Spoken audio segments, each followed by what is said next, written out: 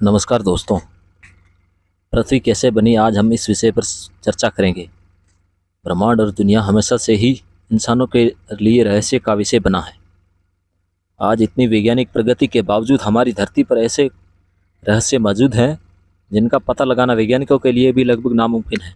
आम लोगों के मन में पृथ्वी के संबंध में अनेक प्रश्न अवश्य होते होंगे, जैसे पृथ्वी की उत्पत्ति कैसे हुई, यह दुनिया कैसे अस्तित्व में आई, पृथ्वी का जन्म कब और कैसे हुआ, पृथ्वी कैसे बनी, पृथ्वी की संरचना कैसे हुई। इस तरह के सवालों का जवाब जानने के लिए हर कोई उत्सुक रहता है। कुछ धार्मिक मान्यताओं के अनुसार सृष्टि या पृथ्वी का निर्माण देवता या ईश्वर ने किया है। वही दुनिया की रचना को लेकर हिंदू, ईसाइयों और इस्लाम धर्म की मान्यताएं भी अलग अलग हैं। वहीं पृथ्वी की रचना को लेकर विज्ञान का नजरिया अलग है। वैज्ञानिकों का मानना है कि पृथ्वी आग का गोला थी जो सूर्य से निकली और समय के साथ ठंडी होती गई, जिसके बाद पृथ्वी पर जीवन की उत्पत्ति हुई। पृथ्वी की उत्पत्ति के बारे में वैज्ञानिकों की मान्यता है कि लगभग 5 अरब वर्ष पूर्व अंतरिक्ष में कई गैसों के एक साथ मिलने से भयंकर विस्फोट हुआ था। इससे आग का एक विशाल गोला बना, जिसे अब हम सूर्य कहते हैं। धमाका इतना जोरदार था कि चारों तरफ धूल के कण फैल गए और गुरुत्व बल के कारण यह कण छोटे छोटे टुकड़ों में बदल गए। कई सालों के अंतराल के बाद ये कण आपस में जुड़ने लगे और कुछ समय बाद सौर मंडल का जन्म हुआ। और इस तरह लाखों साल बाद गुरुत्व बल के कारण पत्थर और चट्टान आपस में जुड़ने लगे। इस तरह धरती आग के गोले में रूप में पैदा हो गई थी। वैज्ञानिक अवधारणा के अनुसार 4.54 अरब वर्ष पूर्व पृथ्वी का तापमान 1200 डिग्री सेल्सियस था। ऐसे समय में धरती पर सिर्फ उबलता हुआ लावा, चट्टाना और कई जहरीली गैसें हुआ करती थी। ऐसे में पृथ्वी पर जीवन का अस्तित्व होना असंभव था। पृथ्वी की उत्पत्ति के समय थिया नामक ग्रह 50 किलोमीटर प्रति सेकंड की गति से पृथ्वी की ओर बढ़ रहा था। यह गति बंदूक से निकली गोली से 20 गुना अधिक होती है। ऐसे में जब थिया ग्रह पृथ्वी की सतह से टकराया तो जोरदार विस्फोट हुआ, जिससे बहुत सारा कचरा धरती से बाहर निकल गया और साथ में वह ग्रह धरती में समा गया। हजारों वर्ष के अंतराल के बाद गुरुत्व बल के कारण पृथ्वी से निकला कचरा एक गेंद के रूप में बन गया, जिसे हम चंद्रमा कहते हैं। इस प्रकार चंद्रमा की उत्पत्ति हुई। पृथ्वी की उत्पत्ति के बाद अंतरिक्ष में बची शेष चट्टानें पृथ्वी पर गिरने लगी। इन चट्टानों में अजीब प्रकार के क्रिस्टल होते थे, जिन्हें आज हम नमक के रूप में इस्तेमाल करते हैं।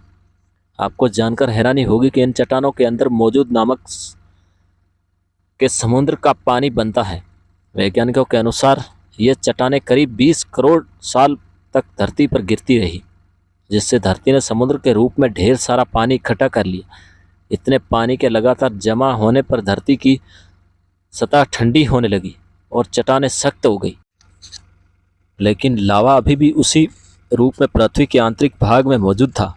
सतह का तापमान 70-80 डिग्री सेल्सियस तक पहुंच गया था। पृथ्वी पर वर्तमान जल लाखों वर्ष पूर्व का है। उस समय चंद्रमा पृथ्वी के बहुत निकट था, जिसके कारण उसके गुरुत्व बल के कारण प्राय पृथ्वी पर तूफान आते रहते थे। परंतु एक लंबे अंतराल के बाद चंद्रमा और पृथ्वी के बीच दूरी बढ़ने के कारण पृथ्वी पर तूफान शांत होने लगे। धरती पर जीवन की यात्रा के दौरान 3.8 अरब साल पहले पानी की उत्पत्ति हुई। धरती पर लगातार ज्वालामुखी भी फट रहे थे, साथ ही उल्कापिंडों की बारिश भी हो रही थी।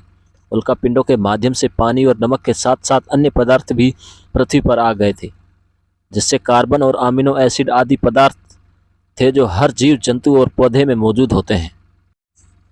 इतनी ऊंचाई से उल्कापिंड गिरने के कारण वह गहरे पानी में चले जाते थे, जहां सूर्य की किरणों का उन तक पहुंचना असंभव था। बाद में यह उल्कापिंड ठंडे होकर पानी में जमने लगे। उसके बाद यह एक तरफ से चिमनियों का आकार लगने लगे और ज्वालामुखी की दरारों में पानी घुसने से चिमनियों से धुआं निकलने लगा, जिसके बाद से एक तरफ के केमिकल सूप का रूप लिया, जिससे पृथ्वी का सूक्ष्म जीवन प्रारंभ हुआ और पृथ्वी पर एकल कोशिका जीवाणु की उत्पत्ति हुई। प्रकाश संश्लेषण की प्रक्रिया में सूर्य का प्रकाश कार्बन डाइऑक्साइड और पानी में ग्लूकोज परिवर्तित करता है।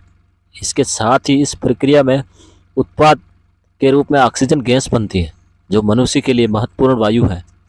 एक लंबी प्रक्रिया के बाद महासागरों में ऑक्सीजन गैस भर गई और इससे पानी में मौजूद लोहे और जंग लगने लगी और इससे लोहे का अस्तित्व सामने आया। लंबे अंतराल के बाद समुद्र की सतह पर ऑक्सीजन गैस आने लगी, जिससे जीवन संभव हुआ। वैज्ञानिकों के अनुसार 2 अरब वर्ष पूर्व तक पृथ्वी पर ऑक्सीजन का स्तर बढ़ता रहा और साथ ही साथ पृथ्वी के घूमने की समय सीमा भी कम होती गई। आज से 1.5 अरब साल पहले एक दिन वर्तमान की तुलना में 16 घंटे का होता है। धीरे धीरे समय के साथ समुद्र के नीचे की भूमि की सतह बड़ी बड़ी प्लेटों में तब्दील हो गई और उसके नीचे के लावे ने ऊपर की सतह को गतिमान कर दिया। ऐसे में पृथ्वी की सभी प्लेटें आपस में जुड़कर एक विशाल द्वीप बन गई। इस तरह लगभग 40 करोड़ साल पहले पृथ्वी के लिए सुपर कॉन्टिनेंट रेडियन का निर्माण हुआ। इससे अब पृथ्वी का तापमान घटकर 30 डिग्री सेल्सियस हो गया और दिन 18 घंटे लंबे होते थे। उस समय पृथ्वी की लगभग 7.50 करोड़ वर्ष पूर्व पृथ्वी के नीचे पिघले हुए लावे से उत्पन्न ऊष्मा बाहर निकली, जिसने पृथ्वी के 2 भागों में विभाजित कर दिया। इसके 2 टुकड़ों में बांटने के कारण पृथ्वी की सतह कमजोर हो गई थी और ये 2 भागों में बंट गई थी, जिससे साइबेरियन और गोंडवाना नाम के 2 महाद्वीप बन गए। इतने सालों के बाद भी ज्वालामुखी के फटने और जहरीली गैसों के निकलने का सिलसिला अब भी जारी था। जहरीली गैसों में कार्बन डाइऑक्साइड सूर्य से निकलने वाली किरणों को अवशोषित करने लगी। इसमें पृथ्वी का तापमान बढ़ने लगा। बढ़ते तापमान के कारण समुद्र में गर्मी पैदा होने लगी और समुद्र का पानी भाप बनकर बादलों का रूप लेने लगा। साथ ही कार्बन डाइऑक्साइड गैस के कारण अम्लीय वर्षा होने लगी। कार्बन डाइऑक्साइड के साथ वर्षा के कारण यह गैस चट्टानों और पत्थरों द्वारा अवशोषित हो गई और कुछ हजार वर्षों के बाद पृथ्वी का तापमान घटकर 0 से 50 डिग्री कम हो गया। इससे धरती बर्फ के गोले में तब्दील हो गई। ज्वालामुखी फटने की प्रक्रिया अभी भी चल रही थी, लेकिन बर्फ की अधिकता के कारण ज्वालामुखी से निकलने वाली गर्मी बर्फ को पिघला नहीं पा रही थी। इसके अलावा कोई अन्य स्रोत नहीं था जो जहरीली गैस कार्बन डाइऑक्साइड को अवशोषित कर सके। सभी चट्टानें और पत्थर बर्फ के नीचे दबे थे। कुछ समय बाद कार्बन डाइऑक्साइड गैस के बल ने सूर्य की गर्मी को अवशोषित करना शुरू कर दिया, जिससे बर्फ पिघलने लगी। इसके बाद पृथ्वी का दिन 22 घंटे हो गया। बर्फ के लगातार पिघलने से सूर्य से निकलने वाली हानिकारक पैराबैमिन किरणें सीधे पृथ्वी पर पड़ रही थी, जिससे एक रासायनिक अभिक्रिया शुरू हो गई और पानी से में हाइड्रोजन पेरोक्साइड बनने लगा और उसके टूटने के बाद ऑक्सीजन बनने लगी। जब ऑक्सीजन गैस धरती से 50 किलोमीटर ऊपर उठी तो वहां रासायनिक प्रक्रिया शुरू हो गई, जहां ओजोन नामक एक परत बनी, जिससे सूर्य से आने वाली पैराबैमिन किरणों को सीधे पृथ्वी पर आने से रोकने का काम किया गया। अगले 15 करोड़ सालों तक इस गैस की परत बहुत मोटी होती चली गई और इधर पृथ्वी पर ऑक्सीजन गैस की मात्रा बढ़ने लगी, जिससे पेड़ पौधे अस्तित्व में आए। दोस्तों, अगर वीडियो अच्छी लगी तो वीडियो को लाइक और चैनल को सब्सक्राइब कर दें। मिलते हैं नेक्स्ट वीडियो में। जय हिंद।